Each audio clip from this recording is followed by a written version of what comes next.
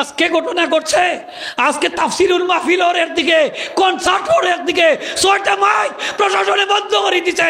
আমরা নিন্দা জানাই, তীব্র নিন্দা জানাই, ঠিক কিনা না?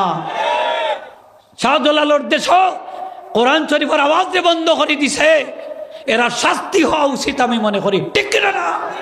আমরা মুসলমান বাচ্চা তাইকা কোনো লাভ নাই, ইমানদার হল বাচ্চা তাইকা কোনো লাভ নাই যে দেশ কোরআন শরীফের আওয়াজ দিয়ে বন্ধ করা হয়, ঠিক কিনা না? আমি মনে করি গৌর গোবিন্দের প্রেতাত্মা এখনো আসেনি না? নয়, গৌর গোবিন্দের প্রেতাত্মারে আমরা হুঁশিয়ার করে দিতে চাই, খবরদার। আমরা যে দেশ পূজার রোজা একসাথে চলে, সাম্প্রদায়িক সম্প্রীতির দেশ, এই ধরনের সাম্প্রদায়িক সম্প্রীতিরে তোমরা নষ্ট করিও না, ঠিক কিনা না?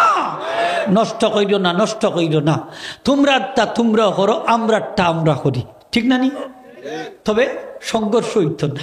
কনসার্ট করে যদি মুসলমানের বাচ্চা হইয়া কনসার্ট করে, তাহলে বুঝবা ইতার ইমান নষ্ট হয়ে গেছে। মাতুকা আপনার কিতা নষ্ট হয়েছে?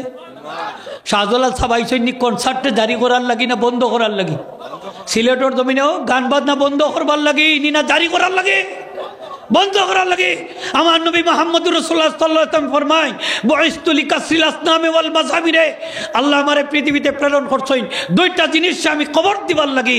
একটা হইল যত মূর্তি আছে সব মূর্তির আমি কবর দিতাম, আরেকটা হচ্ছে যত বাদ্যযন্ত্র আছে, শয়তানের যন্ত্র আছে, এইগুলার আমি কবর দিতাম করি আল্লাহ দুনিয়াতে পাঠাইছেন, ঠিক কিনা না?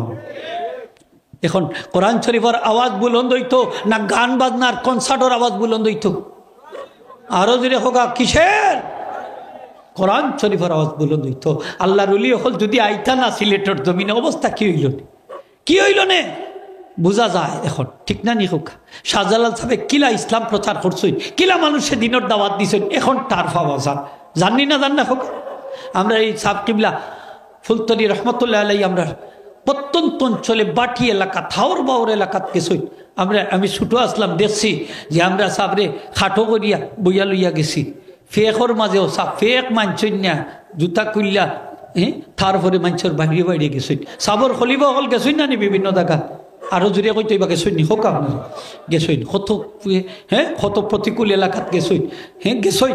এখন তো গাড়ি হয়ে গেছে আলহামদুলিল্লাহ, আগে রাস্তাঘাট সুন্দর ব্যবস্থা আসিল না। মাতুকা আপনারা বিভিন্ন হাওর বাওয়ার এলাকা 8টা মাইলের পর মাইল যাওয়া লাগতো, 8টা যাওয়া লাগতো।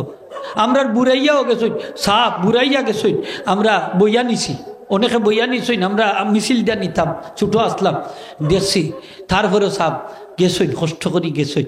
আজকে বালাউটি সাপ বাড়ি আইসই, পাশে আপনার সাবর বাড়ি, ঠিক না নি হোকা? ওখানেও এক সালাম দিয়া আইবা নি হোকা, দিয়া আইন যা নাই নিমকার আমি আইব, সে একটা সালাম দিয়া আইন যা।